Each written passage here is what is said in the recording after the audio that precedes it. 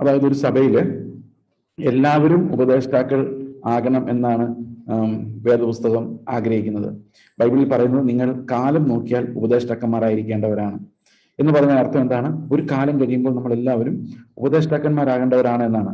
അതിനർത്ഥം സ്റ്റേജിൽ നിന്ന് ഉപദേശിക്കണമെന്നല്ല, നമുക്ക് ഉപദേശം ഒരാൾക്ക് പറഞ്ഞു കൊടുക്കാനും അവരെ മെന്റർ ചെയ്യാനും അവരെ ക്രിസ്തുവിൽ നടത്താനുമുള്ള പ്രാഗൽഭ്യം നമുക്ക് ഓരോ വിശ്വാസിക്കും ഉണ്ടാകണം എന്നുള്ളതാണ്. നമ്മൾ എത്ര വർഷം കഴിഞ്ഞാലും കേൾവിക്കാരായിരിക്കുന്ന ഒരവസ്ഥയിൽ നിന്ന് നമ്മൾ രക്ഷപ്പെടേണ്ടത് ആവശ്യമാണ്.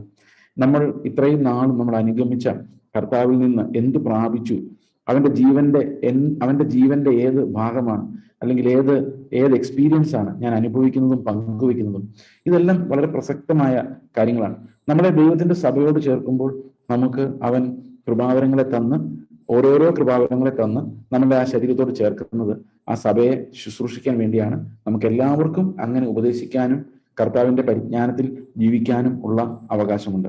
പക്ഷെ ഒരു കാര്യം നമ്മൾ മനസ്സിലാക്കേണ്ടത്, വേദപുസ്തകത്തിൽ ഏറ്റവും പ്രധാനമായിട്ടും ഒരു ത്രെഡ് ഉണ്ട്. ആ ഒരു ത്രെഡ് എന്ന് പറയുന്നത് ബൈബിളിൽ മുഴുവൻ അടങ്ങിയിരിക്കുന്ന ഒരു സന്ദേശം.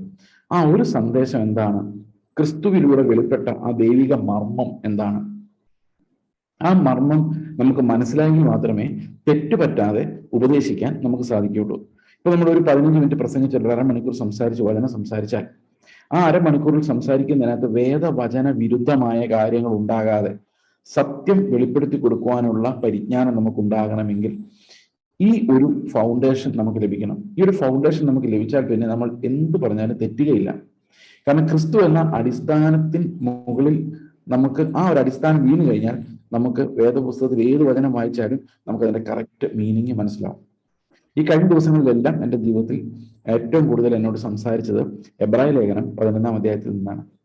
എബ്രായ ലേഖനം 11-ാം അധ്യായത്തിൽ നമ്മൾ കാണുന്ന ഒരു റൈച്ചസ്നെസ്, ഒരു നീതി, വിശ്വാസത്താൽ ലഭിച്ച ഒരു നീതി, അവർ നീതിമാന്മാർ എന്ന് സാക്ഷ്യം പ്രാപിച്ചത് എങ്ങനെയാണ് എന്നുള്ളൊരു വിഷയമാണ്. ഇത് വേദശാസ്ത്രപരമായി നമുക്ക് വളരെ പ്രാധാന്യമുള്ളൊരു കാര്യമാണ്. കാരണം പഴയ നിയമവും പുതിയ നിയമവും നോക്കിയിട്ട് നിങ്ങൾക്ക് എന്താണ് തോന്നുന്നത്? ഇത് രണ്ടും ഒരുപോലെയാണ് തോന്നുന്നുണ്ടോ? അത് രണ്ടും തമ്മിൽ ഭയങ്കര വ്യത്യാസം തോന്നുന്നുണ്ടോ? ഞാൻ മിക്കവാറും നിങ്ങൾ എൻ്റെ പ്രസംഗങ്ങൾ കേട്ടിട്ടുണ്ടെങ്കിൽ എല്ലാം തന്നെ പുതിയ നിയമമാണ്. അപ്പോൾ ഈ പഴയ നിയമത്തിൽ നിന്ന് പ്രസംഗിക്കുമ്പോൾ നിങ്ങൾ പറയുമായിരിക്കും ചിലപ്പം, ഈ പഴയ നിയമത്തിലെ പ്രസംഗങ്ങൾ ഒത്തിരി ദാവീദിന്റെ ദാനിയേലിന്റെ കഥയൊക്കെ ഒത്തിരി കേട്ടു, കർത്താവിൽ നിന്ന് പ്രാപിക്കാൻ പുതിയ നിയമമാണ് നമുക്ക് നല്ലതെന്നൊക്കെ നമ്മൾ ചിന്തിക്കാതിരിക്കാം. ഒരർത്ഥത്തിൽ പറഞ്ഞാൽ അത് ശരിയാണ്. പക്ഷെ എന്നാൽ അങ്ങനെയല്ല. വേദപുസ്തകത്തിലെ ഓരോ വാക്യങ്ങളും ഒരൊറ്റ സത്യം മാത്രം വെളിപ്പെടുത്താൻ വേണ്ടിയുള്ളതാണ്. അത് ആദ്യം മുതൽ അവസാനം വരെ അങ്ങനെയാണ്. നമുക്കറിയാം, എബ്രായ ലേഖനത്തിന്റെ 11-ാം അധ്യായം ഈ പുതിയ നിയമവും പഴയ നിയമവും തമ്മിലുള്ള ഒരു ബ്യൂട്ടിഫുൾ കണക്ഷനാണ് കാണിക്കുന്നത്. അവിടെ കാണിക്കുന്നത് എങ്ങനെയാണ് ഈ പഴയ നിയമവിശ്വാസികളും പുതിയ നിയമവിശ്വാസികളും ഒരേ വിശ്വാസത്താൽ ഒരേ നീതീകരണം പ്രാപിച്ചത്. അപ്പോൾ അവിടെ നമ്മൾ മനസ്സിലാക്കേണ്ട ഒരു കാര്യം, പഴയ നിയമത്തിലുള്ള വിശ്വാസികൾ അവർ ഒരിക്കലും ഈ പൊരുൾ കാണാതെയാണ് ജീവിച്ചത്. അവരെപ്പോഴും നിഴലുകളെയാണ് അനുഗമിച്ചിരുന്നത്. അവർക്ക് വ്യക്തമായി ഒന്നും അറിയില്ലായിരുന്നു. വ്യക്തമായി ഒന്നും അറിയാത്തൊരു ജനം കർത്താവിനെ അനുഗമിക്കുന്നതാണ് നമ്മൾ കാണുന്നത്. പക്ഷെ ഇത് നമ്മളെ പഠിപ്പിക്കുന്ന ഒരു കാര്യമുണ്ട്. പഴയ നിയമത്തിൽ മറഞ്ഞിരുന്ന ഒരു നീതി ഉണ്ടായിരുന്നു, മനുഷ്യരാൽ അസാധ്യമായ ഒരു നീതി. നിങ്ങൾക്ക് ഞാൻ ഇത്രയും നാളും സംസാരിച്ചപ്പോൾ മനുഷ്യരാൽ അസാധ്യമായ ഒരു നീതി എന്നുള്ളത് മനസ്സിലായി കാണും എന്ന് ഞാൻ വിചാരിക്കുന്നു. ഈ മനുഷ്യരാൽ നീതി അസാധ്യമാണ് എന്നുള്ള ഒരു റെവലേഷൻ ക്രിസ്ത്യൻ ഫെയ്ത്തിന്റെ ഏറ്റവും എസെൻഷ്യൽ ആയിട്ടുള്ള റെവലേഷനാണ്. കാരണം ആ ഒരു റെവലേഷൻ വെളിപ്പാട് നമുക്കുണ്ടെങ്കിലേ നമുക്ക് ഹംബിൾനെസ് ഉണ്ടാവുകയുള്ളൂ, വിനയത്തോടെ ശുശ്രൂഷിക്കാൻ സാധിക്കുകയുള്ളൂ. നമ്മളൊരു സ്റ്റേജിലേക്ക് നിൽക്കുമ്പോൾ, നമ്മളൊരു സ്റ്റേജിൽ നിൽക്കുമ്പോൾ അല്ലെങ്കിൽ നമുക്കൊരു ശുശ്രൂഷയ്ക്ക് ഒരു 5 മിനിറ്റ് അവസരം കിട്ടിയാൽ നമുക്ക് അതിനകത്തൊരു ഹംബിൾനെസ്സോട് കൂടി സംസാരിക്കണമെങ്കിൽ നമുക്ക് തീർച്ചയായിട്ടും ഈ കർത്താവിന്റെ സന്നിധിയിൽ ബ്രോക്കൺനെസ് ഉണ്ടായിരിക്കണം. ഇന്നലെ ഒരു സഭയിൽ ഞാൻ 1 തെസ്സലോനിക്ക ലേഖനത്തിന്റെ ചില വാക്യങ്ങൾ വ്യാഖ്യാനിച്ചപ്പോൾ അതിനകത്ത് ഞാൻ കണ്ട ഒരു വളരെ പ്രധാനപ്പെട്ട ഒരു കാര്യം എന്ന് പറയുന്നത്, പൗലോസ് എങ്ങനെയാണ് സുവിശേഷം പറഞ്ഞത് എന്ന് ചോദിക്കുമ്പോൾ അതിന് ഉത്തരമായിട്ട് പറയുന്നത്, ഞാൻ നിങ്ങളെ ഓമനിച്ചുകൊണ്ട് സുവിശേഷം പറഞ്ഞു എന്നാണ്. സ്നേഹത്തിൽ ഓമനിച്ചുകൊണ്ട്, ലാളിച്ചുകൊണ്ട്. ഭയങ്കര ഒരർത്ഥമുള്ളൊരു കാര്യമാണ്. അതായത് പാപികളായ മനുഷ്യരോട് സംസാരിക്കുമ്പോൾ അവരെ ഓമനിച്ചുകൊണ്ട് സംസാരിക്കുക എന്ന് പറയുന്നത് നിസ്സാര കാര്യമല്ല. ഓക്കെ, രണ്ടാം അധ്യായത്തിന്റെ 1 Thessalonians 2 7 ഒരമ്മ തന്റെ കുഞ്ഞുങ്ങളെ പോറ്റും പോലെ ഞങ്ങൾ നിങ്ങളുടെ ഇടയിൽ ആർദ്രതയുള്ളവരായിരുന്നു. ഇങ്ങനെ ഞങ്ങൾ നിങ്ങളെ ഓമനിച്ചുകൊണ്ട് നിങ്ങൾക്ക് ദൈവത്തിന്റെ സുവിശേഷം പ്രസംഗിപ്പാൻ മാത്രമല്ല, നിങ്ങൾ ഞങ്ങൾക്ക് പ്രിയനാകയാൽ ഞങ്ങളുടെ പ്രാണനും കൂടെ വെച്ചു തരുവാൻ ഒരുക്കമായിരുന്നു. അപ്പോൾ ഒരു ലൈഫാണ് നമ്മൾ പ്രസന്റ് ചെയ്യുന്നത്, ശുശ്രൂഷകർ പ്രസന്റ് ചെയ്യുന്നത്. ഈ 1-ാം അധ്യായത്തിൽ അതൊരു രസകരമായ കാര്യമുണ്ട്. അവിടെ പറയുന്നത്, അതിന്റെ 5-ാം വാക്യത്തിൽ പറയുന്നത്, ഞങ്ങളുടെ സുവിശേഷം വചനമായി മാത്രമല്ല ശക്തിയോടും പരിശുദ്ധാത്മാവോടും ബഹു നിശ്ചയത്തോടും കൂടി ആയിരുന്നു നിങ്ങൾ എടുത്തു വന്നത്. നിങ്ങളുടെ നിമിത്തം ഞങ്ങൾ നിങ്ങളുടെ ഇടയിൽ എങ്ങനെ പെരുമാറിയിരുന്നു എന്ന് നിങ്ങൾ അറിയുന്നുവല്ലോ. എന്തറിയുന്നല്ലോ എന്ന് പറയുന്നത്? ഞങ്ങൾ നിങ്ങളുടെ ഇടയിൽ എങ്ങനെ പെരുമാറിയെന്ന് നിങ്ങൾ അറിയുന്നല്ലോ. ഒരു നിമിഷം നിങ്ങൾ നിങ്ങളുടെ പാസ്റ്ററെ നോക്കി. എത്ര വർഷങ്ങളായിട്ട് നിങ്ങൾ പാസ്റ്റർ പ്രസംഗങ്ങൾ കേൾക്കുന്നുണ്ടോ? നിങ്ങൾ എല്ലാ പ്രസംഗങ്ങളും ഓർക്കുന്നുണ്ടോ? ഉണ്ടാവാൻ സാധ്യത വളരെ കുറവാണ്. ഞാൻ നിങ്ങൾക്ക് വല്ലപ്പോഴും പ്രസംഗിക്കുന്നുണ്ട്, എന്നിട്ടും അത് ഓർക്കാൻ സാധ്യത വളരെ കുറവാണ്. ഞാൻ ഈ തുടങ്ങിയ ആദ്യത്തെ 1-2 മണിക്കൂറിൽ എന്താ നിങ്ങൾ പറഞ്ഞ് ഓർക്കുന്നുണ്ടോ? ഇല്ല. പക്ഷെ എങ്ങനെയാണ് നിങ്ങളുടെ ഇടയിൽ ശുശ്രൂഷകർ ജീവിക്കുന്നത് എന്നുള്ളത് നിങ്ങൾ ഒരിക്കലും മറക്കില്ല. അതൊരിക്കലും നമുക്ക് മറക്കാൻ പറ്റത്തില്ല. ഒരാള് ഇപ്പൊ നിങ്ങളുടെ വീട്ടിൽ വന്നൊരു ഒരാഴ്ച താമസിച്ചു, അല്ലെങ്കിൽ നിങ്ങളൊരു ശുശ്രൂഷകൻ ഇത്ര നാൾ അവിടെ ജീവിച്ചു, എങ്ങനെയാണ് അവർ ജീവിച്ചതെന്നുള്ള സാക്ഷി നമുക്ക് മറക്കാൻ പറ്റില്ല. വചനങ്ങളെല്ലാം നമ്മൾ ചിലപ്പോൾ മറന്നുപോയിരിക്കും. അപ്പൊ സുവിശേഷത്തിന്റെ പ്രസന്റേഷനകത്ത് വളരെ പ്രധാനപ്പെട്ട ഒരു കാര്യമാണ് വചനം ജീവനായി മാറുക എന്ന് പറയുന്നത്. നിങ്ങളുടെ ഭവനങ്ങളിൽ തന്നെ വിശ്വാസത്തിൽ വരാത്തവരുണ്ടാവും, കുഞ്ഞുങ്ങൾ. അവർ ചിലപ്പോൾ നിങ്ങളുടെ വിശ്വാസം മനസ്സിലാക്കുന്നുണ്ടാവില്ല. അവരുടെ മധ്യത്തിൽ നമ്മൾ സംസാരിക്കുമ്പോൾ, അവരുടെ മധ്യത്തിൽ ഇടപെടുമ്പോൾ ഈ വചനം നമ്മളിലൂടെ ജീവനായി അവർക്ക് ലഭിക്കണമെങ്കിൽ ഇത് ബുദ്ധി കൊണ്ട് നമ്മൾ മനസ്സിലാക്കിയാൽ പോരാ, അത് നമുക്ക് ഒരു ജീവന്റെ ഒരു റിയാലിറ്റി ആയിട്ട് നമുക്കത് അനുഭവപ്പെടുകയോ വേണം. അങ്ങനെ ഒരു സാഹചര്യം ഉണ്ടെങ്കിൽ മാത്രമേ നമുക്ക് എഫക്റ്റീവ് വിറ്റ്നസ്സസ് ആകാൻ സാധിക്കുള്ളൂ. അപ്പോൾ ഒരു മർമ്മം നമുക്ക് വെളിപ്പെട്ട് വരണം. അതാണ് ഞാൻ പറഞ്ഞു വരുന്നത്. നമുക്ക് പുറമെ കാണാൻ പറ്റാത്ത ഒരു നീതി ബൈബിളിൽ മുഴുവനുണ്ട്. പഴയ നിയമത്തിൽ പ്രത്യേകിച്ചും അത് ഒട്ടും വ്യക്തമല്ല, പക്ഷെ അത് അവിടെ ഉണ്ട്, നിഴലായിട്ടുണ്ട്. പുതിയ നിയമത്തിൽ അത് വ്യക്തമാക്കപ്പെട്ടിട്ടുണ്ട്. 2 തരത്തിലുള്ള റൈച്ചസ്നെസ്. ഒന്ന്, പുറമെ നമുക്ക് കാണാവുന്ന നീതി. എന്നാൽ വേറൊരു തരം നീതി എന്ന് പറയുന്നത് നമുക്ക് പുറമെ ഒരിക്കലും കാണാൻ പറ്റാത്തതും ആന്തരികമായതും ദൈവികമായതും വിശ്വാസത്താലുള്ളതുമായ ഒരു നീതി. ഈ നീതിയാണ് ക്രിസ്തുവിലൂടെ വെളിപ്പെട്ട് വരുന്നത്. കർത്താവ് നമുക്ക് വെളിപ്പെടുത്തി തരുന്നത് ആ നീതിയാണ്. അതായത് പൂർവ്വകാലത്ത് മറഞ്ഞു കിടന്നിരുന്ന ആ മർമ്മം കർത്താവായ യേശുക്രിസ്തു തമ്മിൽ വസിക്കുന്നുവെന്നും അവൻ നമ്മുടെ നീതീകരണമായി മാറി എന്നുള്ളതുമാണ്. ഇത് നമ്മൾ ഈ എബ്രായ ലേഖനത്തിന്റെ 11-ാം അധ്യായത്തിൽ എങ്ങനെയാണ് ഈ നീതിമാനാവുക വിത്തൗട്ട് അവർ എഫേർട്ട്, മാനുഷികമല്ലാത്ത ദൈവികമായ മാർമികമായ നീതി. ഈ മാർമികമായ നീതി എന്ന് പറഞ്ഞാൽ എന്താ അർത്ഥം എന്നറിയാമോ? നമ്മൾ പലപ്പോഴും കാണുന്നുണ്ട് ബൈബിളിൽ മർമ്മം എന്നൊരു വാക്ക്, മിസ്റ്ററി ഓഫ് ഗോഡ്ലിനെസ്, ദൈവഭക്തിയുടെ മർമ്മം. അതുപോലെ മിസ്റ്ററി ഓഫ് ലോലെസ്നെസ്, അധർമ്മത്തിന്റെ മർമ്മം. അതുപോലെ മഹദിയാൻ ബാബിലോൺ, അവിടെ മ്ലേച്ഛതകളുടെ മാതാവ്, അവിടെ എഴുതിയിരിക്കുന്നത് അത് മ്ലേച്ഛതകളുടെ ഒരു മർമ്മമാണ്. മർമ്മം മഹദിയാൻ ബാബിലോൺ. അതുപോലെ ഈ മർമ്മം എന്ന വാക്ക് പല സ്ഥലത്തും പ്രയോഗിച്ചിട്ടുണ്ട്. ചില നല്ല അർത്ഥത്തിൽ പറഞ്ഞിട്ടുണ്ട്, ചില സ്ഥലത്ത് മോശം അർത്ഥത്തിൽ പറഞ്ഞിട്ടുണ്ട്. യേശുക്രിസ്തുവിന്റെ സുവിശേഷം പൂർവ്വകാലങ്ങളിൽ മറഞ്ഞു കിടന്ന ഒരു മർമ്മമാണെന്ന് പറയുന്നുണ്ട്. അപ്പൊ മർമ്മം അല്ലെങ്കിൽ മിസ്റ്ററി എന്ന് പറയുമ്പോൾ അതിന്റെ അർത്ഥം വെളിപ്പാട് കൂടാതെ നമുക്ക് മനസ്സിലാക്കാൻ പറ്റാത്തത് എന്നുള്ളതാണ് മർമ്മം എന്ന വാക്കിന്റെ അർത്ഥം. അതായത് അപ്പോസ്തലിക വെളിപ്പാടില്ലാതെ, അപ്പോസ്തലന്മാർ നമുക്ക് പറഞ്ഞു തരാതെ, എക്സ്പ്ലെയിൻ ചെയ്യാതെ മനസ്സിലാക്കാൻ പറ്റാത്ത ഒരു കാര്യത്തെയാണ് നമ്മൾ മർമ്മം എന്ന് പറയുന്നത്. ബാബിലോൺ ഒരു മർമ്മമാണ്. മഹദിയാൻ ബാബിലോൺ എന്ന് പറഞ്ഞാൽ എന്താണ്? പല ആളുകളും അക്ഷരാർത്ഥത്തിൽ ഒരു ബാബിലോൺ എന്ന് പറഞ്ഞ രാജ്യത്തെയാണ് കാണുന്നത്. പക്ഷെ നമ്മൾ അവിടെ വ്യക്തമായിട്ട് യോഹന്നാൻ എഴുതിയിട്ടുണ്ട് അത് ഒരു മർമ്മമാണെന്ന്. മർമ്മം മഹദിയാൻ ബാബിലോൺ. അപ്പൊ അത് വെളിപ്പെടുത്തപ്പെടണം. എന്താണ് ഈ ബാബിലോൺ, എന്താണ് ഈ ബാബിലോൺ എന്നുള്ളത് നമുക്ക് വെളിപ്പെടുത്തി കിട്ടിയാലേ മനസ്സിലാവും. അതുപോലെ ദൈവരാജ്യത്തിന്റെ മർമ്മം എന്ന് പറയുമ്പോൾ, അല്ലെങ്കിൽ ദൈവഭക്തിയുടെ മർമ്മം എന്ന് പറയുമ്പോൾ, അല്ലെങ്കിൽ സുവിശേഷത്തിലൂടെ വെളിപ്പെട്ടു വന്ന മർമ്മം എന്ന് പറയുമ്പോൾ, ഇതെല്ലാം വെളിപ്പാടിലൂടെ നമുക്ക് മനസ്സിലായെങ്കിൽ മാത്രമേ അതുകൊണ്ട് പ്രയോജനമുള്ളൂ. അങ്ങനെയുള്ള കാര്യങ്ങളാണ് നമ്മൾ മർമ്മം എന്ന് പറയുന്നത്. ഓക്കെ, അപ്പോൾ മാർമികമായ നീതി, അതായത് വെളിപ്പെടുത്തപ്പെട്ടില്ലെങ്കിൽ നമുക്ക് കാണാൻ പറ്റാത്ത ഒരു നീതിയാണ്. ആ നീതി ദൈവം അവനെ വിശ്വസിക്കുന്നവർക്ക് നൽകുന്ന നീതിയാണ്. ഇതാണ് ഫിലിപ്പിയ ലേഖനത്തിൽ പൗലോസ് പറയുന്നത്, ന്യായപ്രമാണത്തിന്റെ അനുസരണത്താൽ എനിക്ക് ലഭിക്കുന്ന നീതിയല്ല, ക്രിസ്തുവിൽ വിശ്വസിക്കുന്നവർക്ക് ദൈവം നൽകുന്ന നീതി തന്നെ ലഭിച്ച് അവൻ ഇരിക്കേണ്ടതിന്. That's another type of righteousness. നമ്മൾ സ്വാഭാവികമായി ഫിലിപ്പിയർ 3:9 ഞാൻ വായിച്ചത്. 2 തരം നീതികൾ. ഫിലിപ്പിയർ 3:9 നിങ്ങൾക്ക് വേണമെങ്കിൽ ഒന്ന് വായിക്കാം. അവിടെ എഴുതിയിരിക്കുന്നത്, ഞാൻ ക്രിസ്തുവിനെ നേടേണ്ടതിനും ന്യായപ്രമാണത്തിൽ നിന്നുള്ള എന്റെ സ്വന്തം നീതിയല്ല. ദാറ്റ് മീൻസ് വിസിബിളി ഞാൻ ഏൺ ചെയ്തെടുത്ത എന്റെ നീതിയല്ല, ക്രിസ്തുവിൽ വിശ്വസിക്കുന്നവർക്ക് ദൈവം നൽകുന്ന നീതി. ഇതാണ് 2 types ഓഫ് റൈച്ചസ്നെസ് എന്ന് പറയുന്നത്. 2 തരത്തിലുള്ള നീതി വ്യവസ്ഥകൾ. അപ്പൊ ദൈവം നമ്മളെ എങ്ങോട്ടാണ് വിളിച്ചിരിക്കുന്നത്? നമ്മളെ വിളിച്ചിരിക്കുന്നത് ഈ മാർമികമായ ഉന്നതമായ ആ നീതിയിലേക്കാണ് നമ്മളെ വിളിച്ചിരിക്കുന്നത്. അതാണ് നമ്മുടെ തെരഞ്ഞെടുപ്പ്. We are called to be righteous like Christ. ഞാൻ വിചാരിക്കുന്നു. അപ്പൊ ഈ 2 നീതികളെ കുറിച്ച് നമ്മൾ അത് രണ്ടും ആണ് മറ്റൊന്നതിന്റെ പൊരുള്.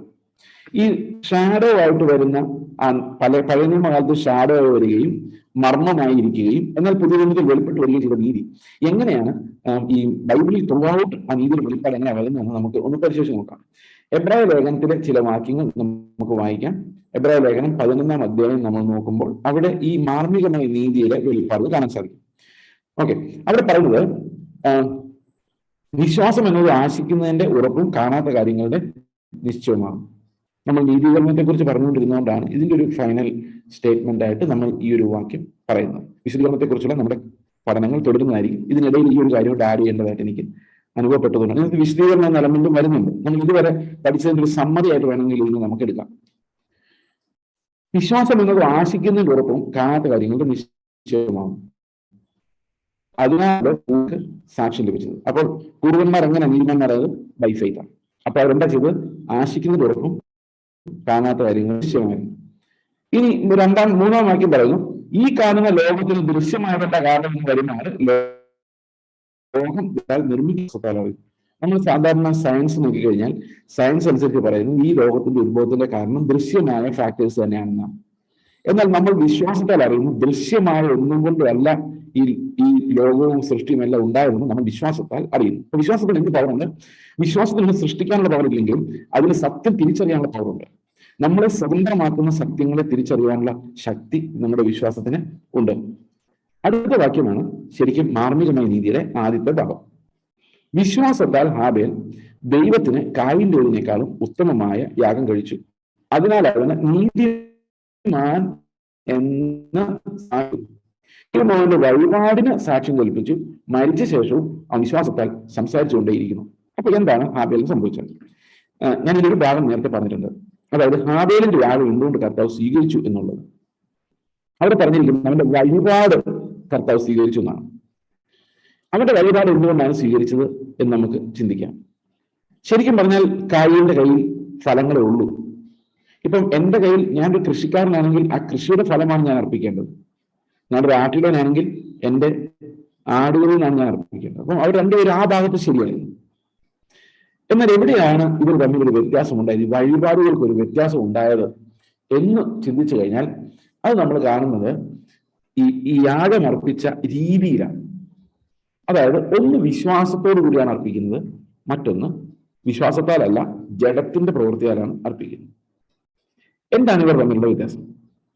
നമ്മൾ പലപ്പോഴും ചിന്തിക്കുന്നത് ദൈവത്തിന് നമ്മൾ എന്തെങ്കിലും ചെയ്യണം എന്നുള്ളതാണ്. ഏറ്റവും നല്ലത് ദൈവത്തിന് കൊടുക്കണം. അപ്പൊ ഏറ്റവും നല്ല ദൈവത്തിന് കൊടുത്തു കഴിഞ്ഞാൽ നമുക്കൊരു ഗമയാണ്, നമുക്കൊരു സന്തോഷം, അല്ല ഒരു മതപരമായ ഒരു സന്തോഷം. ഞാൻ ഏറ്റവും നല്ല ദൈവത്തിന് കൊടുത്തു. ചില അപ്പനന്മാർ നേർച്ച നേരും. എൻ്റെ പിള്ളേര് 2 പേരുണ്ടായി, മൂത്തവനെ ഞാൻ ദൈവവേലയ്ക്ക് വിടും. നിങ്ങൾ ആരെങ്കിലും ഇങ്ങനെ നേർന്നിട്ടുണ്ടോ? സഹോദരങ്ങളെ, നിങ്ങൾക്ക് എന്ത് അധികാരമാണ് നിങ്ങളുടെ മക്കളെ ദൈവവേലയ്ക്ക് വിടാൻ, നേരാൻ നിങ്ങളെ കൊണ്ട് സാധിക്കുമോ? സുവിശേഷ വേലയ്ക്ക് വിടാൻ പറ്റില്ല. ദൈവം വിളിച്ചാൽ മാത്രമേ അവർക്ക് പോകാൻ പറ്റുള്ളൂ. പിന്നെ നമ്മുടെ ഒരു ആഗ്രഹം, കർത്താവ് അവരെ അങ്ങനെ ആക്കണമേ, നമുക്ക് ആഗ്രഹിക്കാൻ മാത്രമേ പറ്റുള്ളൂ. ശരിയല്ലേ? അപ്പോൾ നമ്മളെ കൊണ്ട് പറ്റാത്ത കാര്യങ്ങൾ. അപ്പൊ ഞാൻ പറയുകയാണ്, എൻ്റെ മക്കളെ ഞാൻ ദൈവത്തിന് സമർപ്പിച്ചിരിക്കുവാണ്, ദൈവത്തിന് നൽകിയിരിക്കുവാണ്. അതിനകത്ത് നമുക്കൊരു നീതിയുണ്ട്. അല്ലെങ്കിൽ ആദ്യഫല പെരുന്നാളെന്നും പറഞ്ഞ് പണ്ട് പള്ളികളിലൊക്കെ ഉണ്ടായിരുന്നു. ആദ്യഫലം ഏറ്റവും നല്ല ഫലം കൊണ്ടുവന്ന്, ആദ്യമായിട്ടുണ്ടായ ഏറ്റവും നല്ല ഫലം കൊണ്ടുവന്ന് ചർച്ചയ്ക്ക് കൊണ്ടു കൊടുക്കും. എന്നിട്ട് അവരത് ലേലം ചെയ്യും. പണ്ട് കാലത്ത് കൊണ്ട് ആദ്യഫല പെരുന്നാൾ. അപ്പൊ നല്ലത് ദൈവത്തിന് കൊടുക്കുക എന്നുള്ളതാണ്. ഈ നല്ലത് ദൈവത്തിന് കൊടുക്കുക എന്നുള്ളത് നല്ല കാര്യമല്ലേ? നിങ്ങൾ എന്ത് പറയുന്നു? തീർച്ചയായിട്ടും നല്ല കാര്യം. Well appreciated. ഓക്കെ. പക്ഷേ അതല്ല ഹാബേൽ ചെയ്തത്.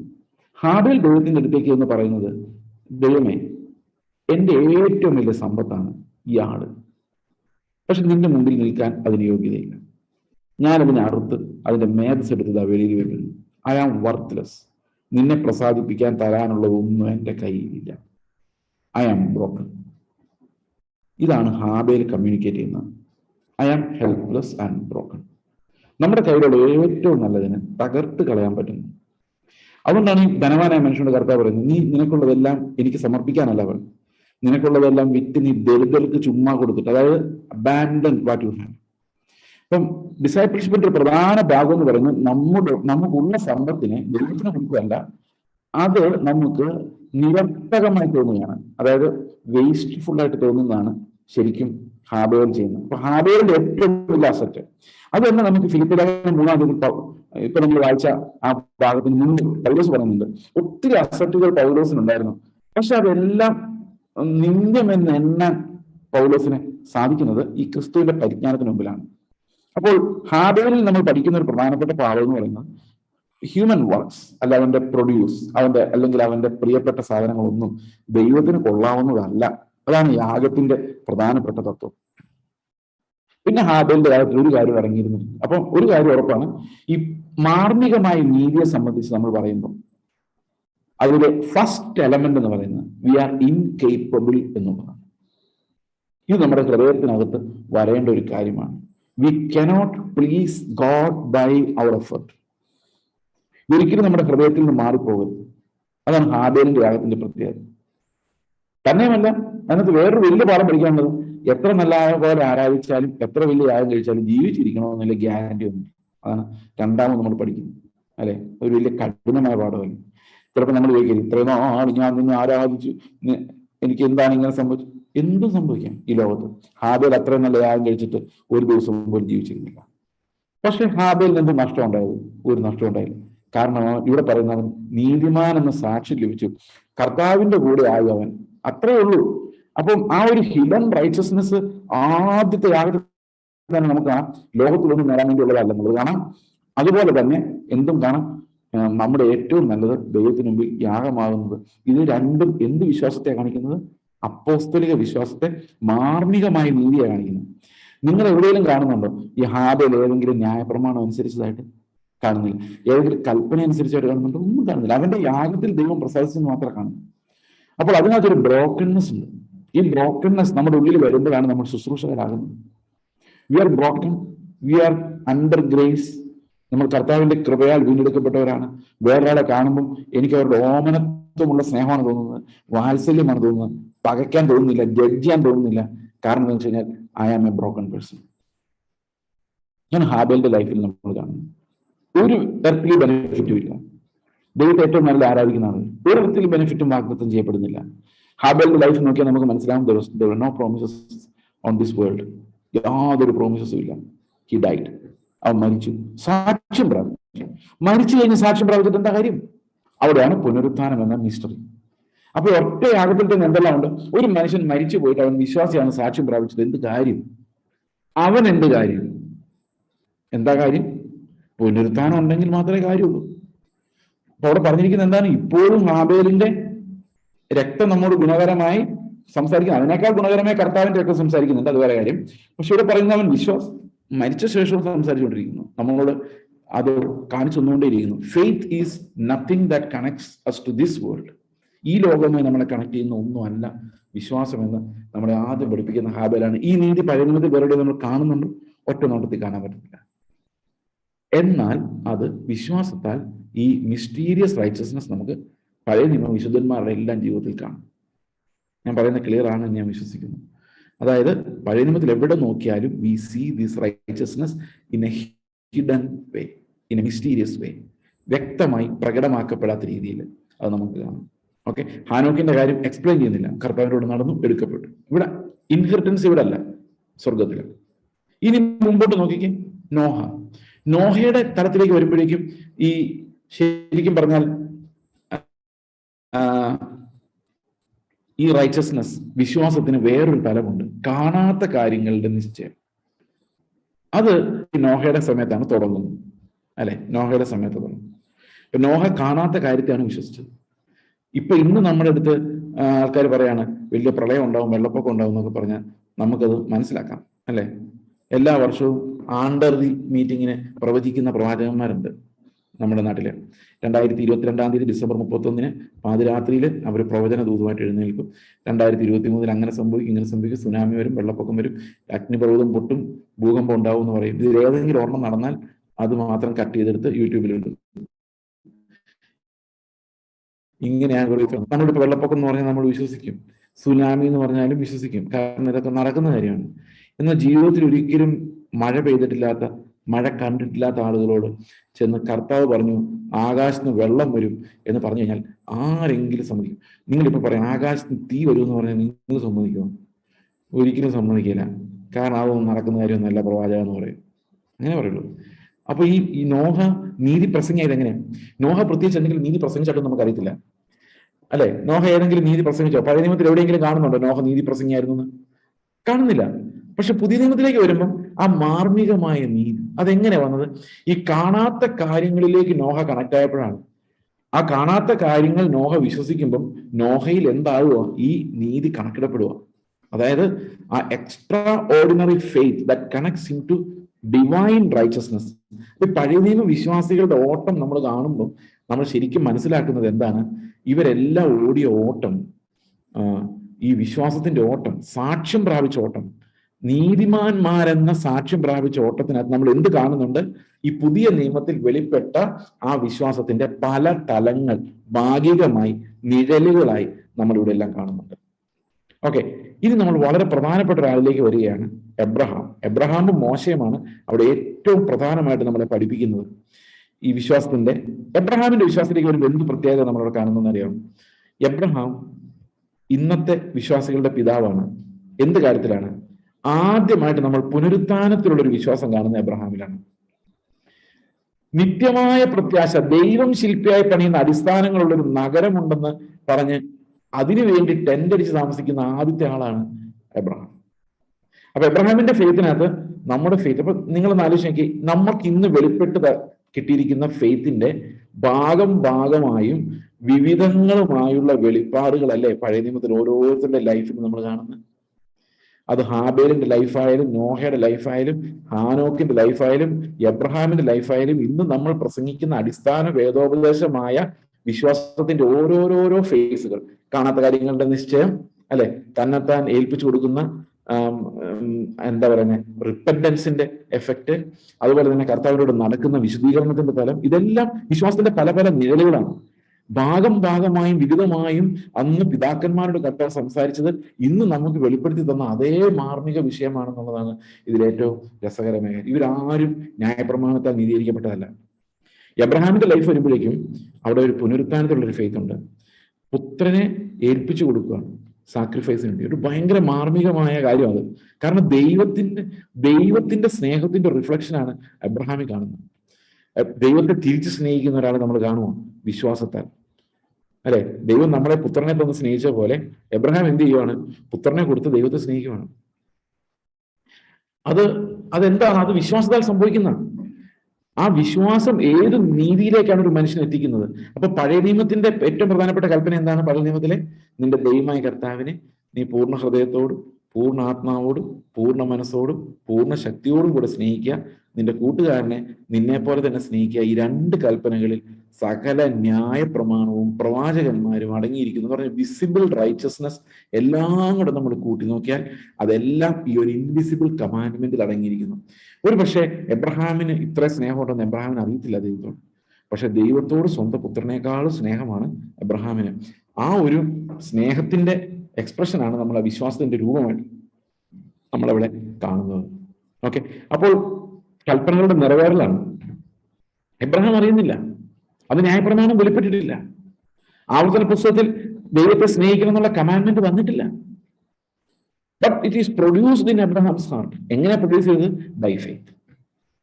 അപ്പൊ വിശ്വാസം എന്ന് പറയുന്ന ഒരു അത്ഭുതം നിങ്ങൾ നോക്കിയാൽ വചനം കേൾക്കാതെ തന്നെ, വചനത്തിന്റെ പൊരുൾ മനസ്സിലാക്കാതെ തന്നെ നിഴലുകളിലൂടെ ഈ വിശ്വാസം എങ്ങനെയാണ് നമ്മുടെ പൂർവ്വപിതാക്കന്മാരെ നടത്തിക്കൊണ്ടിരുന്നതെന്ന് നമുക്ക് മനസ്സിലാക്കാം. ഒരുപക്ഷെ നിങ്ങൾക്ക് ഇപ്പോൾ ഇത് ബൈബിൾ മുഴുവൻ കണക്ട് ചെയ്യാൻ പറ്റുന്നുണ്ടായിരിക്കും എന്ന് ഞാൻ വിചാരിക്കുന്നു.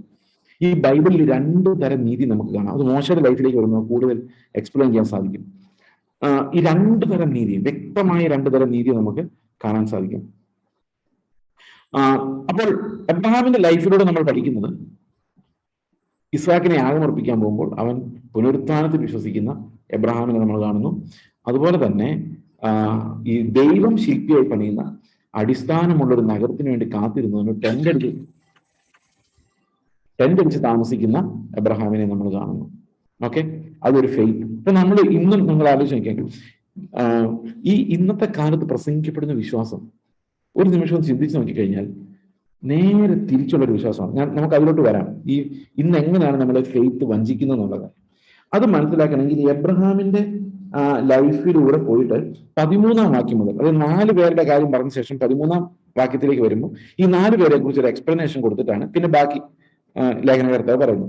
13-ാം വാക്യത്തിൽ പറയുന്നത്, ഇവർ എല്ലാവരും വാഗ്ദത്ത നിവൃത്തി പ്രാപിക്കാതെ ദൂരത്ത് നിന്ന് അത് കണ്ട് അഭിവന്ദിച്ചു, ഭൂമിയിൽ ഞങ്ങൾ അന്യരും പരദേശികളും എന്നേറ്റു പറഞ്ഞുകൊണ്ട് വിശ്വാസത്തിൽ മരിച്ചു. ഇവരെല്ലാവരും ഭൂമിയിൽ എന്തെന്നേറ്റ് പറഞ്ഞ് അന്യരും പരദേശികളും എന്നേറ്റ് പറഞ്ഞു. മോശയുടെ കാലം അനുസരിക്കുക, മോശ മരിക്കുമ്പോൾ അന്യരും പരദേശിയായിട്ടാണ് മരിച്ചത്. അവൻ സ്വന്തം നാട്ടിലാണോ മരിച്ചത്? കാന്തേസ്തി ഒന്നോ ഇല്ല, അന്യനും പരദേശിയായിട്ട് മരിച്ചത്. എല്ലാവരും അങ്ങനെയായിരുന്നു. നമ്മൾ ഇന്ന് കേൾക്കുന്ന നാളെ നന്നാകാൻ പോകുന്നു, നാളെ ഇതെല്ലാം നേരെയാകും, നാളെ ഈ ഭൂമി കുറച്ചുകൂടി നല്ലതാകും, നിങ്ങളുടെ അവസ്ഥ ബെറ്റർ ആകും എന്ന് പറയുന്നൊരു വിശ്വാസം പഴയ നിയമത്തിൽ പോലും ഇല്ല. ഹാബേലിലില്ല, എബ്രഹാമിലില്ല, മോശയിലില്ല. സമ്മതിച്ചോ? അപ്പൊ എബ്രഹാം എങ്ങനെ പോകുന്നത്? എബ്രഹാം എന്താ ചെയ്യുന്നത് നോക്കി, അവർ ഈ ലോകത്ത്, ഈ ആളുകളെല്ലാം, ഹാനോക്കും എല്ലാവരും ഈ ലോകത്തെ പരദേശമായിട്ടാണ് കണ്ടത്. ഓക്കെ, ഇവർ എല്ലാവരും വാഗ്ദത്ത നിവൃത്തി പ്രാപിക്കാതെ ദൂരത്ത് നിന്ന് അത് കണ്ട് അഭിവന്ദിച്ച് ഭൂമിയിൽ ഞങ്ങൾ അന്യരും പരദേശികളും എന്നേറ്റു പറഞ്ഞുകൊണ്ട് വിശ്വാസത്തിൽ മരിച്ചു. അപ്പൊ എന്താണ് വിശ്വാസത്തിലുള്ള മരണം? എങ്ങനെ വിശ്വാസത്തിൽ മരിക്കുന്നത്? ഭൂമിയിൽ ഞങ്ങൾ അന്യരും പരദേശികളും എന്ന് പറഞ്ഞുകൊണ്ടാണ് വിശ്വാസത്തിൽ മരിക്കുന്നത്. അപ്പൊ മരിക്കുമ്പോൾ അതുകൊണ്ട് ഒരു കാര്യമുണ്ട്, എന്താണ് ഫെയ്ത്ത്? എന്താ ഫെയ്ത്ത്? ഭൂമിയിൽ ഞങ്ങൾ അന്യരും പരദേശികളുമാണ്, ഞങ്ങൾക്കൊരു വാഗ്ദത്ത ദേശമുണ്ട്. അടുത്തതാക്കി അതാ പറയുന്നത്, അത് ഹാബേലത് അന്വേഷിച്ചോ? ഹാബേലിന് അറിയാമായിരുന്നു ഒരു വാഗ്ദത്ത ദേശം ഉണ്ടെന്ന്? അറിയില്ല, നമുക്കറിയില്ല. പക്ഷെ ഹാബേൽ തന്റെ പ്രാണനെ ഏൽപ്പിച്ചു കൊടുത്തു, യാഗം കഴിച്ചു, അവൻ ഇല്ലാതായി. അല്ലേ? അടുത്ത വാക്യം പറയുന്നത്, എങ്ങനെ പറയുന്നവർ? ഞങ്ങൾ പരദേശികളും അന്യരും എന്ന് പറയുന്നവർ എന്ത് ചെയ്യുന്നു? അവർ ഒരു പിതൃദേശം അന്വേഷിക്കുന്നു. അപ്പൊ പെട്ടെന്നൊരു കാര്യമുണ്ട്, പരദേശം അന്വേഷിക്കുന്നവരാണ് ശരിക്കും ആര്? ദൈവം എന്ന പിതാവിന്റെ മക്കൾ. അവർക്കാണ് ഒരു പിതാവിന്റെ ദേശമുണ്ട്. മനസ്സിലായോ? നാളെ ഞങ്ങൾക്കൊരു വീട് തരാൻ പോകുന്ന ദൈവമായ സ്തോത്രം എന്ന് പറയുന്നവർ ചിലപ്പോൾ മക്കളായിരിക്കണം നിർബന്ധമില്ല.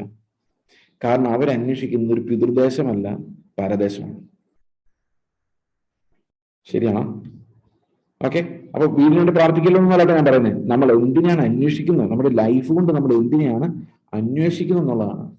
ഇവരാരും സ്വന്തമായിട്ടൊന്നും അന്വേഷിച്ചവരല്ല. പലപ്പോഴും ആൾക്കാർ പറയാറുണ്ട്, പഴയ നിയമത്തിൽ മുഴുവൻ ഒത്തിരി അനുഗ്രഹങ്ങളാണ്, പുതിയ നിയമം വന്നു കഴിഞ്ഞാൽ മുഴുവൻ കഷ്ടതയും പ്രയാസവും ദുഃഖവും. എങ്ങനെ നിങ്ങൾക്ക് തോന്നുന്നത്?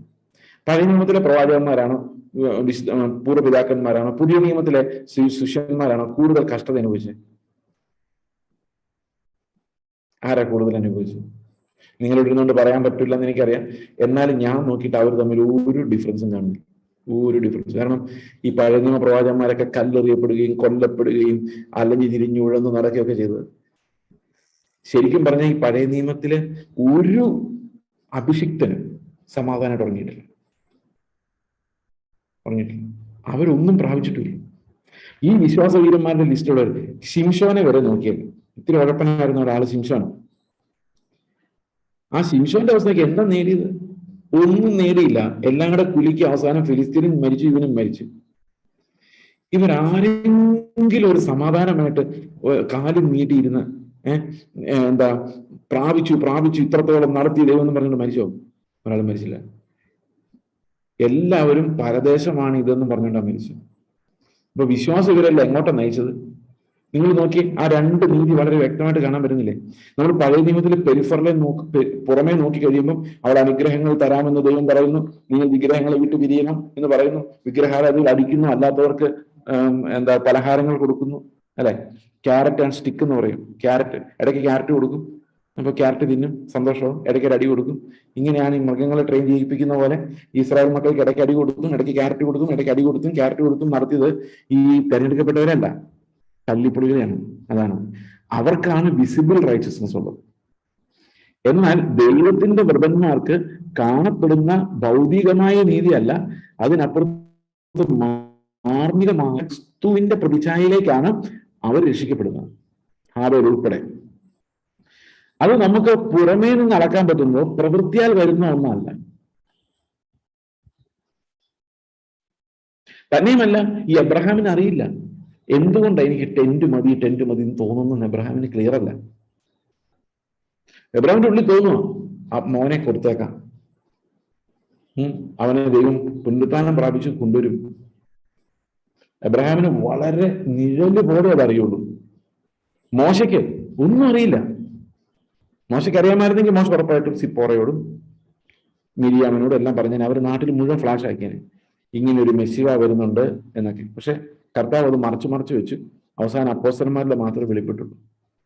പൂർവ്വന്മാരുടെ പ്രത്യേകത എന്താണ്? അപ്പൊ പഴയ നിയമത്തിൽ പ്രസംഗിക്കുമ്പോൾ എന്ത് പ്രസംഗിക്കണമെന്ന് എന്താണ് സംസാരിക്കേണ്ടത് നമുക്ക് മനസ്സിലായി വരുന്നില്ലേ? എന്താണ് സംസാരിക്കേണ്ടത്? അവിടെ എല്ലാം മാർമികമായൊരു നീതിയുടെ റെവലേഷൻ മറഞ്ഞു കിടപ്പുണ്ട്. ആ മർമ്മം നമുക്ക് പിന്നീടാണ് വെളിപ്പെട്ട് വരുന്നതെന്ന് മാത്രമേ ഉള്ളൂ. നമ്മളെപ്പോലെ തന്നെ കഷ്ടം അനുഭവിച്ചവരും നമ്മളെപ്പോലെ തന്നെ നീതി വിശ്വാസത്താൽ പ്രാപിച്ചവരുമായ ഒരു കൂട്ടം വിശുദ്ധന്മാർ കർത്താവിന് ഉണ്ട് എന്ന് നമുക്ക് ഈ വഴികളിൽ നമുക്ക് മനസ്സിലാക്കാം. ഓക്കെ, ഇങ്ങനെ പറയുന്നവർ ഒരു പിതൃദേശം അന്വേഷിക്കുന്നെന്ന് കാണിക്കുന്നു. അവർ വിട്ടുപോകുന്നതിനെ ഓർത്തുവെങ്കിൽ മടങ്ങിപ്പോകുവാൻ ഇടയുണ്ടാകുമായിരുന്നുവല്ലോ. ഓക്കെ, അവർ വിട്ടുപോകുന്നതിനെ ഓർത്തില്ല.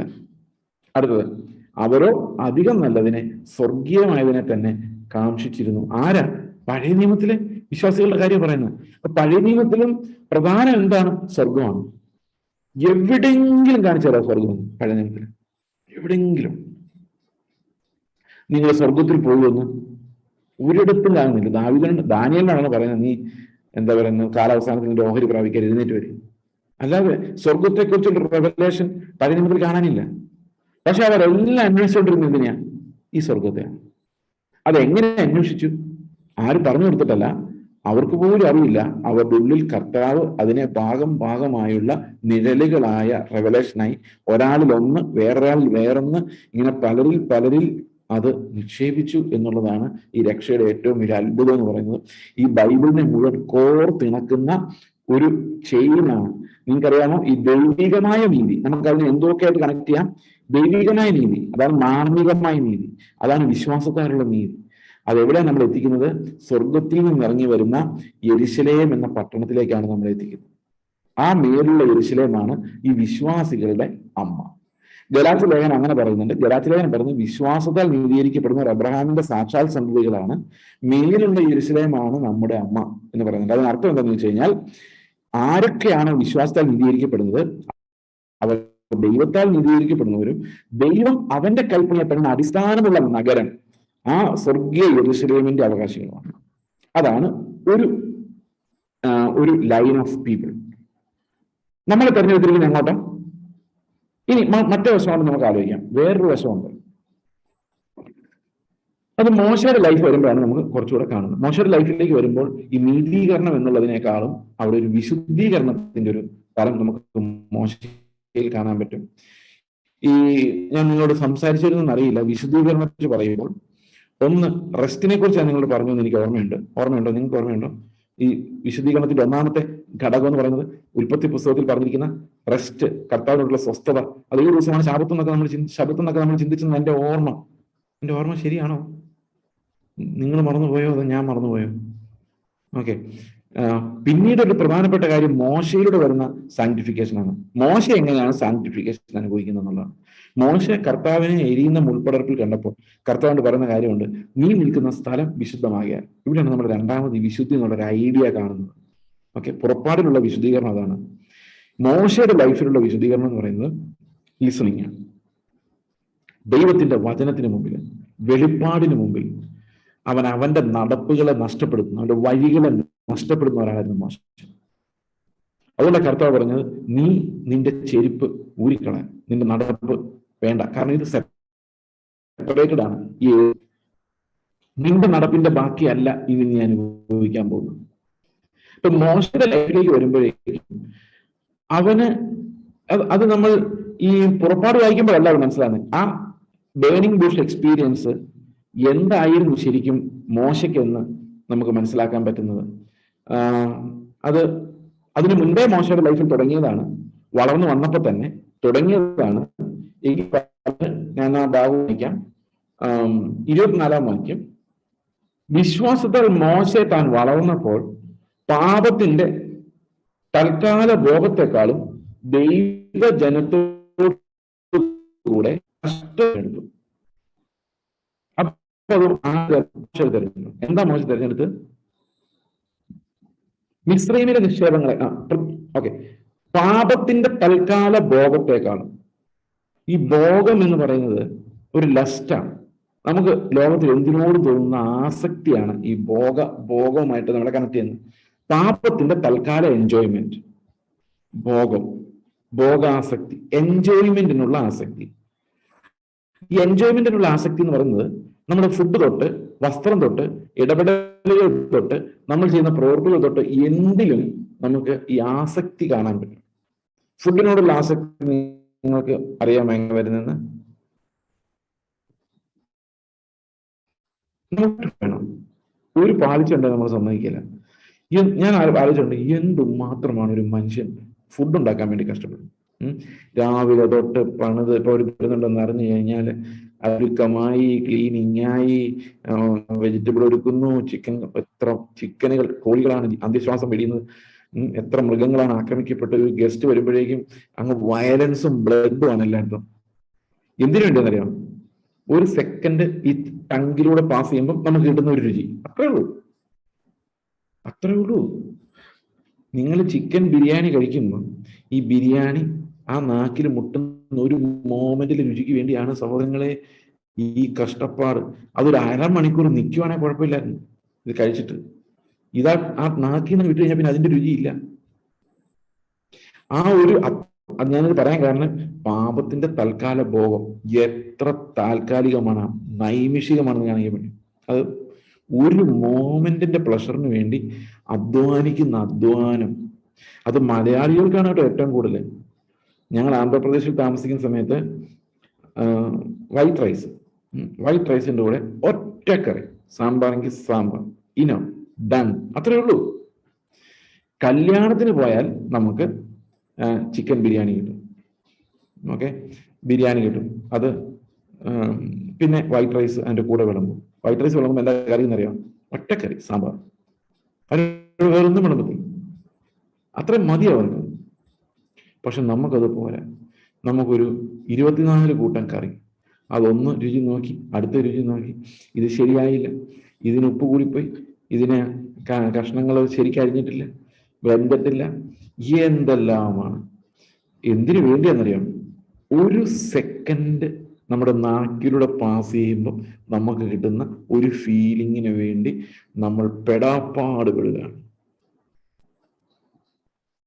അതിന് വിഴുങ്ങിയാലും നമുക്ക് കുഴപ്പമുണ്ടാവും. എന്താ രുചി എന്ന് പോലും അറിയില്ല.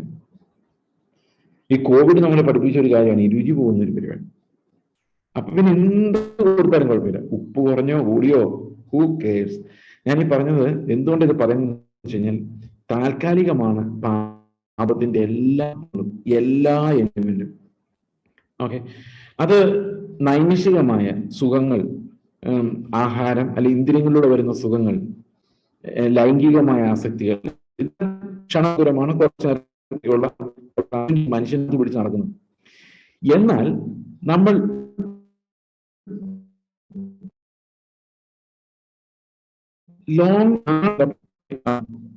ഒരു വീട് പണിയുന്നു. അപ്പൊ നമുക്ക് എന്നും വീടിന്റെ കഴുക്കോലില്ലല്ലോ ഇപ്പം, അല്ലെ?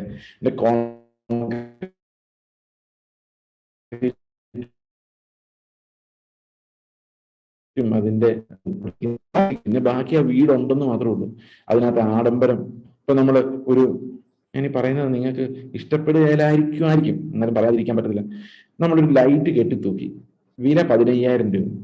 എത്ര നേരം നിങ്ങൾ അതിന്റെ ബ്യൂട്ടി കണ്ടുകൊണ്ടിരിക്കും? 1-2 ദിവസമൊക്കെ കാണും. പിന്നെ ഇത് നമുക്ക് കാണാൻ വേണ്ടിയില്ല, വരുന്നവർ അന്തം വിടാൻ വേണ്ടിയാണ്. അപ്പോൾ ഈ നമുക്ക് വളരെ കുറച്ചൊരു സ്പാനേ ഉള്ളൂ നമ്മുടെ എൻജോയ്മെന്റിന്റെ കപ്പാസിറ്റി. ശരിയല്ലേ? എനിക്ക് ഈ കളർ വണ്ടിയാണ് ഇഷ്ടം എന്ന് പറയുന്നത് ആലോചിക്കുന്നുണ്ടോ? അകത്തിരിക്കുന്നവൻ ഏത് കളറാണെന്നുള്ള അറിയുന്നുണ്ടോ? മറ്റുള്ളവർ അറിയാൻ വേണ്ടിയാണ്. അപ്പൊ ഇതെല്ലാം ആസക്തികളാണ്, ഭോഗങ്ങൾ. ഇതിനൊന്നും ഒരു ഇല്ല. ഇഷ്ടപ്പെട്ടാലും കുഴപ്പമില്ല. ഇതൊക്കെ സത്യമല്ലേ? അല്ലെ? എല്ലാ സുഖങ്ങളും നൈമിഷികം. അപ്പോ ഈ മോശയ്ക്ക് വിവരം ഉണ്ടായിരുന്നു. ആ വിവരം എവിടെ നിന്ന് വന്നറിയോ? ഉയരത്തിൽ നിന്ന് കിട്ടിയ പരിജ്ഞാനമായിരുന്നു. മോശ നോക്കിയപ്പോ ഈ മിസ്രൈൽ തീറ്റയും പാട്ടും കൂത്തും എല്ലാം ടെമ്പററിയാണ്. അതിനു വേണ്ടി ഞാൻ വിലയേറെ നഷ്ടപ്പെടുത്തിയാൽ എന്തൊരു മണ്ടനാണെന്ന് മോശയുടെ ഉള്ളിൽ ഒരു ഫെയ്ത്ത് ഉണ്ടാവുകയാണ്. There is something greater than all these. Okay, ഇപ്പൊ നമുക്ക് പ്രത്യേകിച്ചും സഹോദരിമാർക്ക്, ഞാൻ ഈ ഗൾഫിലൊക്കെ പല സ്ഥലത്തും പോയിട്ട് വെള്ളം കുടിച്ചു പോയിട്ടുണ്ട്, തിന്ന്. കാരണം ഒരു വീട്ടിൽ നിന്ന് അടുത്ത വീട്ടിൽ നിന്ന് ഇങ്ങനെ കഴിച്ച് എൻ്റെ അവസ്ഥ. ഞാൻ കോവിഡ് ആയിരുന്നപ്പോഴാണ്, കോവിഡ് എല്ലാവർക്കും പിടിച്ച ഒരു കാലം ഉണ്ടായിരുന്നല്ലോ, ലോക്ക്ഡൗൺ ഇരുന്നപ്പോഴാണ് സമാധാനമായിട്ട് എന്താ പറയുന്നത്, ഈ ആഹാരം, സഹോദരങ്ങളെ, ആഹാരത്തിൽ കുറയ്ക്കാനൊക്കെ പറ്റിയത്. സഹോദരങ്ങളെ, ഈ മറ്റൊരാളെ ആഹാരം കഴിപ്പിച്ച് നല്ലതായി എന്ന് അവർ പറയുന്നത് കേൾക്കാൻ വേണ്ടി നിങ്ങൾ വെറുതെ കഷ്ടപ്പെടണ്ട. നമുക്ക് ആ ഈറ്റിംഗ് കൾച്ചർ ഒന്ന് മാറണം ഞാൻ ആഗ്രഹിക്കുന്നു. എന്തിനാണ് ഇതിനു വേണ്ടി ഇത്രയും പ്രോബ്ലം പെടാപ്പാടും? ഓക്കെ, അത്രയൊന്നും ഒരു സൽക്കാരം ആവശ്യമില്ല എന്നാണ് ഞാൻ ചിന്തിക്കുന്നത്. Because we have greater things to think about or pray about or speak about, അല്ലേ? ഓക്കെ, നിങ്ങൾ യോജിക്കണമെന്ന് നിർബന്ധമില്ല, യോജിച്ചാൽ നല്ലത് അത്രയും. അപ്പോൾ പാപത്തിന്റെ തൽക്കാല ഭോഗത്തെക്കാളും എന്ത് തെരഞ്ഞെടുത്തു? ദൈവജനത്തോടെ കഷ്ടം അനുഭവിക്കുന്നത് തെരഞ്ഞെടുത്തു. അപ്പം മോശം എങ്ങനെ ചിന്തിക്കുകയാണ്? നിങ്ങൾ ആലോചിക്കും, മോശം എങ്ങനെ ചിന്തിക്കാം? താൽക്കാലികമായ സുഖങ്ങളൊന്നും വേണ്ട, യേശുക്രിസ്തുവിന്റെ കൂടെ സ്വർഗത്തിൽ നിത്യമായിട്ട് പോയിരിക്കണം, അതുകൊണ്ട് ഞാൻ കർത്താവിനെ തിരഞ്ഞെടുക്കാം. അങ്ങനെ മോശം തിരഞ്ഞെടുത്താണോ? അല്ല, മോശയ്ക്ക് യേശുക്രിസ്തു ഒരു അറിയത്തില്ല. പക്ഷെ ഒരു കാര്യം, ഈ താൽക്കാലിക ഭോഗവും ഈ അവന്റെ ജനത്തിന്റെ കഷ്ടവും കൂടെ അവൻ നോക്കുമ്പോൾ അവന്റെ ഹൃദയം പറയുന്നത് ഇത് താൽക്കാലികമാണ്, ഇതാണ് ദൈവത്തിന്റെ ജനത്തിന്റെ കഷ്ടമാണ് വിലയേറിയത്, ആ കഷ്ടത്തിന്റെ കൂടെ ആയിരിക്കണം നീ എന്ന് അവൻ ഒരു ശബ്ദം കേൾക്കുന്നുണ്ട്. അത് വിശ്വാസം ദൈവം അവന് നൽകുന്ന നിഴൽ രൂപമാണ് അവൻ കാണുന്നത്. ആ നിഴൽ രൂപത്തിൽ കർത്താവിന്റെ ജനത്തോട് കഷ്ടം അനുഭവിക്കും. നിങ്ങൾ ആലോചിച്ച് നോക്കിയാൽ, നമ്മൾ അതിനേക്കാൾ എത്രയോ പരിജ്ഞാനത്തിലാണ് നിൽക്കുന്നത്, എത്രയോ പരിജ്ഞാനം. പക്ഷെ ഇപ്പോഴും നമുക്ക് ഈ നശിച്ചു പോകുന്ന ഭൂമിയോടുള്ള ആസക്തി മോശയെക്കാളും കൂടുതലില്ലേ? മോശയെക്കാളും കൂടുതലില്ലേ നശിച്ചു പോകുന്ന ഭൂമിയോടുള്ള ആസക്തി? മോശയുടെ ഉള്ളില് നിഴൽ മാത്രമേ ഉള്ളൂ. ആ നിഴലുകളെ അവർ ആ വിശ്വാസത്താൽ അനുഗമിക്കുന്നതായിട്ട് നമുക്ക് കാണാൻ പറ്റും. അപ്പൊ മോശയിലൂടെ വന്ന നീതി എന്താണ്? മോശയിലൂടെ വന്ന നീതി എന്ന് പറയുന്നത് കർത്താവിന് വേണ്ടി കഷ്ടം അനുഭവിക്കാനുള്ള ആ ഒരു സഫറിങ്ങിലൂടെ പെർഫെക്റ്റ് ആകുന്ന മോശയാണ്, കഷ്ടങ്ങൾ തിരഞ്ഞെടുക്കുന്ന മോശ. അതെങ്ങനെ സാധിച്ചത്? Because of faith. ന്യായപ്രമാണങ്ങളിലാണോ സാധിച്ചത്? ആ നീതിയിലേക്ക് മോശയ്ക്ക് നടക്കാൻ പറ്റിയത് എങ്ങനെയാണ്? ആ നീതിയിലേക്ക് മോശയ്ക്ക് നടക്കാൻ പറ്റിയത് വിശ്വാസത്താലാണ്. അപ്പൊ വിശ്വാസത്തിന്റെ സാക്ഷ്യങ്ങളാണ് ഇതെല്ലാം നമ്മുടെ മുമ്പിൽ രേഖപ്പെടുത്തി വെച്ചിരിക്കുന്നത്. ഓക്കെ, അവിടെ പറഞ്ഞിരിക്കുന്നത് പ്രതിഫലം നോക്കിയത് കൊണ്ട് ഫറവോന്റെ പുത്രിയുടെ മകൻ എന്ന് വിളിക്കപ്പെടുന്നത് നിരസിക്കുകയും. അപ്പൊ ഇത് മുമ്പോട്ട് പോയതല്ല, നമ്മൾ എവിടെ തുടങ്ങിയത്? ഹാബേലിലാണ് തുടങ്ങിയതാണ്. ഇനി ഇതൊന്ന് ശ്രദ്ധിച്ച് നോക്കിക്കേ. ഹാബേലിന്റെ അവിടെ നമ്മൾ പറഞ്ഞു തുടങ്ങിയപ്പോൾ ആകെ ഒരു കാര്യമുള്ളൂ, തന്നെത്താൻ ത്യജിക്കുക, ഞാൻ ഒന്നുമില്ല, ബേസിക് റെവലേഷൻ. അതിന് മുകളിലേക്ക് വന്നു കഴിയുമ്പോൾ കാര്യങ്ങളുടെ നിശ്ചയം, അതിന് മുകളിലേക്ക് കഴിയുമ്പോൾ കർത്താവ് വരുന്ന ആ തേജസിന്റെ നോട്ടം. ഇതാണ് എബ്രഹാമിന്റെ പ്രത്യേകത. Abraham is an eschatologically hopeful person. Abraham ഒരു പ്രത്യാശയുടെ ആളായിരുന്നു. പക്ഷെ മോശയിലേക്ക് വന്നു കഴിയുമ്പോൾ മോശ എന്താ ചെയ്യുന്നത്? മോശ കഷ്ടങ്ങൾ തിരഞ്ഞെടുക്കുന്നത് അവന്റെ ഉള്ളിൽ ഹിഡനായിരുന്ന ആ ഒരു പ്രത്യാശയുടെ ഭാഗമാണ്. ദൈവം നൽകിയൊരു വിശ്വാസത്തിന്റെ ഭാഗമായിട്ടാണ് മോശ അങ്ങനെ ചെയ്യുന്നത്. ഞാൻ പറയാനുള്ള കാരണം ബൈബിളിൽ മുഴുവൻ നമ്മൾ കാണുന്നത് ഈ ഒരു തെരഞ്ഞെടുക്കപ്പെട്ട ഒരു വിഭാഗം, അതിലേക്കാണ്, അവരുടെ ലിസ്റ്റിലേക്കാണ് നമ്മളെ തെരഞ്ഞെടുത്തിരിക്കുന്നത്. ഇതാണ് ഹാബേൽ മുതൽ പുത്തനാം യെരുശലേമിലേക്ക് എത്തുന്ന വിശുദ്ധന്മാർ വരെയുള്ള ദൈവത്തിന്റെ ജനത്തിന്റെ കഥ. എന്നാൽ ഇതിന് വേറൊരു വശമുണ്ട്. വേറൊരു വശം എന്ന് പറയുന്നത് കായിന്റെ വശമാണ്. കായിന്റെ മതം എന്താണ് പറയുന്നത്? കായിൻ അവൻ ഉള്ളതിൽ ഏറ്റവും നല്ല ദൈവത്തിന് കൊടുക്കുന്നയാളാണ്. മനസ്സിലായ? ഇപ്പൊ ഉദാഹരണത്തിന് ഇവിടുത്തെ പ്രധാനമന്ത്രി വന്നു എന്ന് വിചാരിച്ചോ, നിങ്ങളെടുത്ത് വന്നു വിചാരിച്ചു.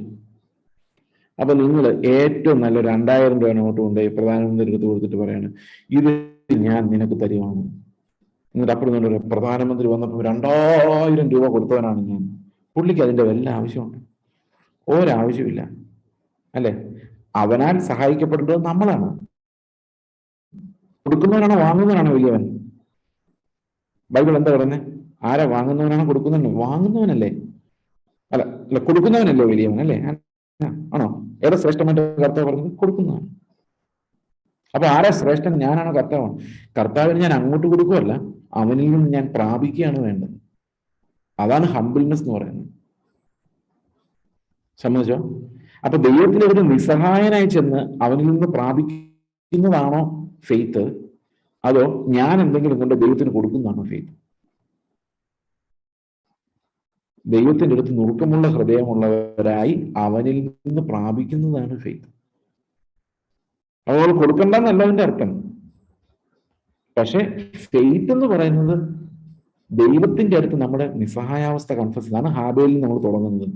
പിന്നീട് അബ്രഹാമിന്റെ ലൈഫിലൂടെയും നോഹയുടെയും അവരുടെ എല്ലാവരുടെ ലൈഫിലൂടെയും മോശയുടെ ലൈഫിലേക്ക് എത്തുമ്പോഴേക്കും അതൊരു വിശുദ്ധീകരണത്തിന്റെ തലമായിട്ട് വളരുന്നത് നമുക്ക് കാണാം.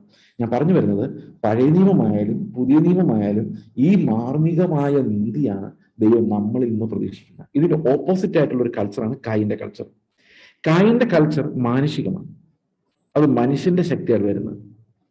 ഈ മനുഷ്യന്റെ ശക്തിയാൽ വരുന്ന നീതിക്ക് പരിമിതികളുണ്ട്. അതാണ് പൗലോസ് പറയുന്നത്, എനിക്ക് ആ നീതി വേണ്ടെന്ന് പറയുന്നത്. അത് ന്യായപ്രമാണത്തിന്റെ എക്സ്റ്റേണൽ ആയിട്ടുള്ള കൽപ്പനകളിലൂടെ സ്ഥാപിക്കപ്പെടുന്നതാണ്. എന്താണ് ന്യായപ്രമാണത്തിന്റെ എക്സ്റ്റേണൽ ഫോംസിന്റെ പ്രത്യേകത? നിങ്ങൾ നോക്കിക്കേ, ഞാനല്ലാതെ അന്യ ദൈവങ്ങൾ നിനക്കുണ്ടാകരുത്, കർത്താവ് പറഞ്ഞ കാര്യമാണ്. അതുപോലെ മോളിൽ ആകാശത്ത് താഴെ ഭൂമിയിലോ ഭൂമിക്ക് താഴെ വെള്ളത്തിലുള്ള ആ നിന്റെ പ്രതിമ സദൃശ്യം നിങ്ങൾ ഉണ്ടാക്കും. ഞാൻ ഈ പറയുന്ന കൽപ്പനകൾ നിങ്ങൾ കേൾക്കുമ്പോൾ നിങ്ങളുടെ ഹൃദയത്തിൽ ഇതിലേതെങ്കിലും ഒരു കൽപ്പന നിങ്ങൾ ഇപ്പോൾ ലംഘിക്കുന്നുണ്ടെങ്കിൽ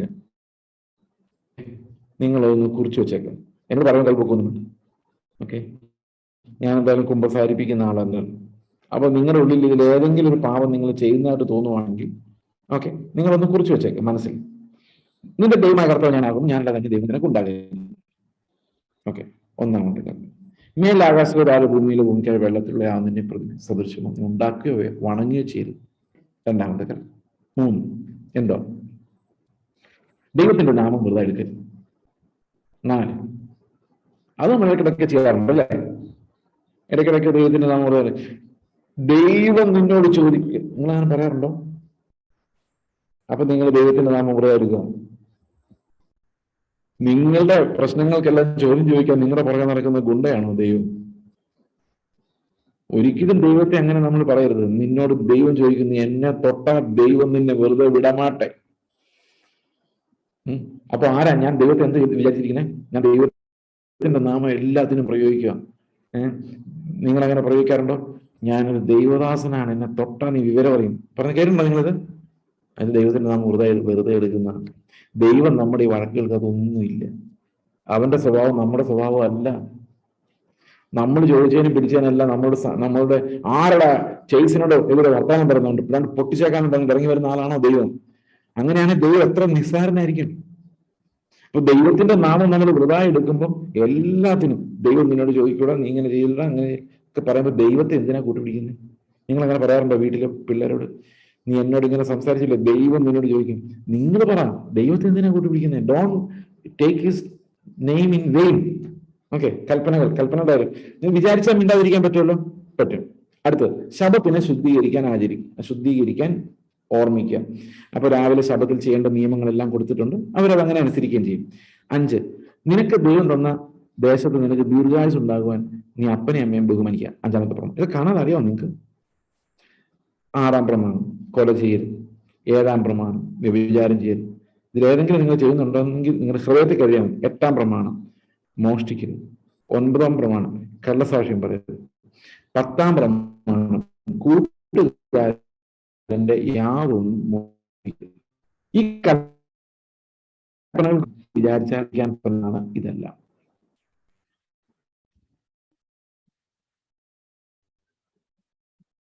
ഓക്കെ, നിങ്ങൾ ഒരുപക്ഷെ പറയുമായിരിക്കും 10-ാമത്തെ കൽപ്പന പാടാണ്.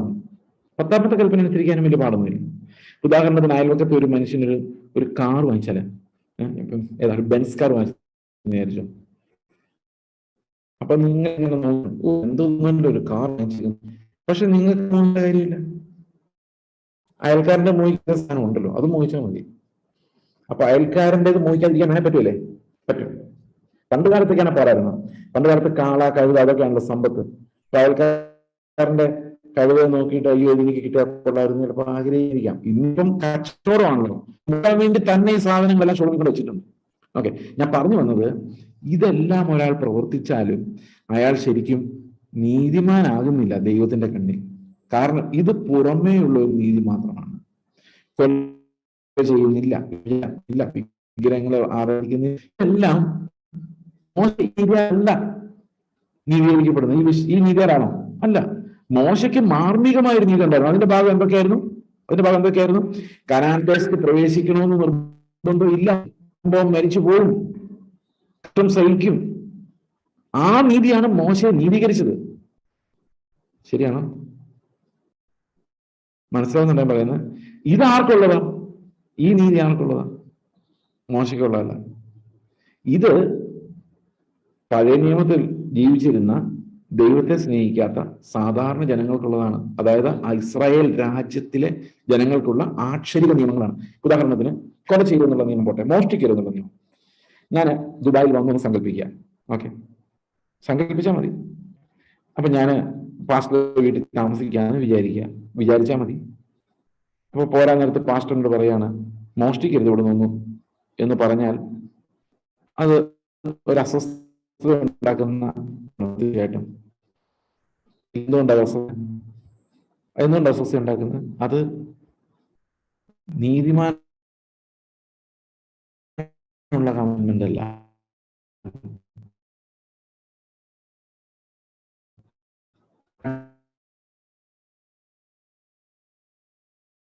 പിന്നെ ഹൃദയമുള്ള ഡിഫറൻസ് മനസ്സിലാണല്ലോ. അതല്ല എന്നെ നീതീകരിക്കുന്നു. ഞാൻ ആരെയും ഇതേവരെ കൊന്നിട്ടില്ല. ഈ നീതി ഒന്നും പോരാ. ഇതൊന്നുമല്ല ഈ പഴയകാലം മോശീകരിച്ച്. മനസ്സിലാകുന്നുണ്ടോ? ഈ നെറ്റ് ഒരു ഇത്തിരി വീക്കാന്ന് തോന്നുന്നു. അതുകൊണ്ട് ഞാൻ ഇടയ്ക്ക് നിങ്ങൾ ഫ്രോസൺ ആകുമ്പം എനിക്ക് മനസ്സിലാകുന്നുണ്ട്. ഓക്കെ, അപ്പൊ ഞാൻ അതുകൊണ്ട് പിന്നെ ഒന്നുകൂടെ ആവർത്തിക്കുന്നത്. അപ്പൊ ഞാൻ വേറെ ദൈവങ്ങളെ വണങ്ങുന്നില്ല എന്നുള്ളതോ ഇതൊക്കെ ശരിയാണ്, അതൊക്കെ ആക്ഷരികമായി അവിടെ തന്നെ ഉണ്ട്. പക്ഷെ അതൊന്നുമല്ല മോശയെ നീതീകരിച്ചത്. അതൊന്നുമല്ല എബ്രഹാമിനെ നീതീകരിച്ചത്. അതൊന്നുമല്ല നമ്മളെ നീതീകരിക്കാൻ പോകുന്നത്. അതെന്താണ്? കൊളോസ്യ ലേഖനത്തിൽ പറയുന്നു, മഹത്വത്തിന്റെ പ്രത്യാശയായ ക്രിസ്തു നമ്മളിൽ വസിക്കുന്നു എന്നുള്ളതാണ് നമ്മുടെ നീതി. അതായത് we are being transformed into his nature എന്നുള്ളതാണ് നമ്മുടെ നീതി. അപ്പൊ ആ നീതി പ്രാപിക്കാൻ വേണ്ടി ദൈവം തെരഞ്ഞെടുത്ത ജനങ്ങളുടെ ഇടയിൽ നിങ്ങൾ ഏത് നീതിക്ക് വേണ്ടി തെരഞ്ഞെടുത്തവരാ? ഏത് ഇൻഹെറിറ്റൻസിന് വേണ്ടി തെരഞ്ഞെടുത്തവരാ? ഏത് നന്മകൾ അനുഭവിക്കാൻ വേണ്ടി തെരഞ്ഞെടുക്കപ്പെട്ടവരാണ്? ഇതെങ്ങനെയാണ് ഇത് ഉണ്ടാകുന്നത്? മനുഷ്യ നിർമ്മിതമായ ബാബിലോണിൽ ചെന്ന് അവസാനിക്കുന്ന ഹ്യൂമൻ ഫിലോസഫിയിലൂടെ അല്ല, പിന്നെയോ ദൈവം പണിത് സ്വർഗത്തിൽ നിന്ന് ഇറക്കി നമുക്ക് തരുന്ന പുത്തനാം യെരൂശലേമിന്റെ നിയമങ്ങളാൽ സ്ഥാപിതമായ ദൈവിക നീതിയുടെ മർമ്മമാണ് സുവിശേഷത്തിലൂടെ വെളിപ്പെട്ട് വരുന്നത്. The perfect righteousness is revealed. അതെങ്ങനെയാ വരുന്നത്? വിശ്വാസത്താണ്. അതുകൊണ്ടാണ് പൗലോസ് പറയുന്നത്, ഞാൻ ന്യായപ്രമാണത്തിനുള്ള എന്റെ സ്വന്തം നീതിയല്ല, ദൈവം വിശ്വസിക്കുന്നവർക്ക്, ക്രിസ്തുവിൽ വിശ്വസിക്കുന്നവർക്ക് നൽകുന്ന മാർമികമായ നീതിയുടെ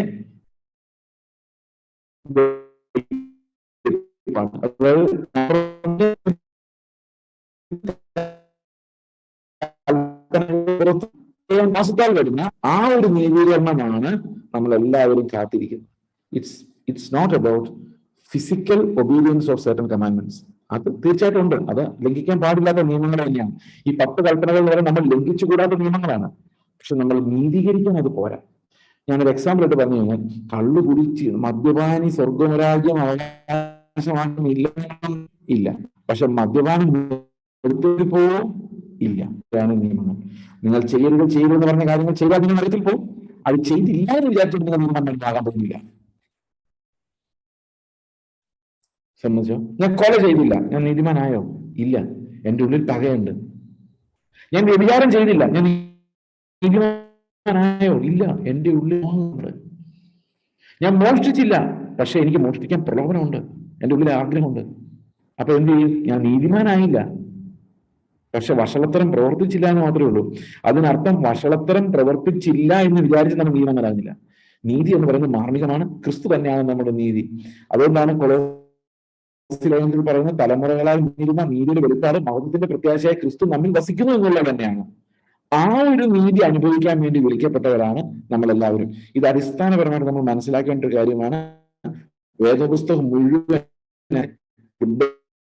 ചിന്തിച്ചുകൊണ്ടിരിക്കുന്നത് സ്നേഹം നിർബന്ധം പകരമായി ജീവിക്കുന്ന ആ നീതിയിലേക്കാണ്.